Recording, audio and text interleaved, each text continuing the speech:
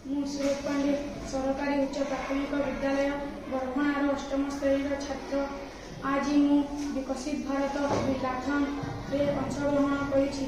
ମୁଁ ଓ ପ୍ରବୀଣ ପ୍ରଧାନ ଗୋଟିଏ ଦଳ ଗଠନ କରି ଦଳର ନାମ ସୁରଜ ରଖିଛି। ମୋର ପ୍ରକଳ୍ପର ନାମ ସୋଲାର ହାଉସ୍। ଏହି ପ୍ରକଳ୍ପଟି ପୁନଃଚକ୍ରଣ ଯୋଗ୍ୟ ପ୍ଲାଷ୍ଟିକରୁ ତିଆରି କରିଛି।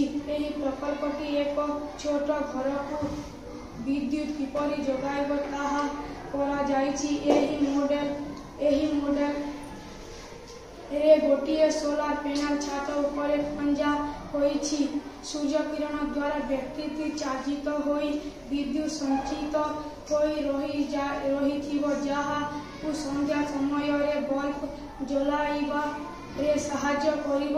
ଏହି ଉପକରଣ ସହିତ ଏକ ସାର୍କିଟ୍ ଯୋଡ଼ି ଦେଲେ ଏହାକୁ ଆହୁରି ସ୍ମାର୍ଟ କରିହେବ। ଏଠାରେ ଗୋଟିଏ ସେନ୍ସର ସଂଯୁକ୍ତ କରାଗଲେ ସନ୍ଧ୍ୟା ହେଲେ ଅଟୋମେଟିକ୍ ବଲ୍ବଟି ଜଳିବ।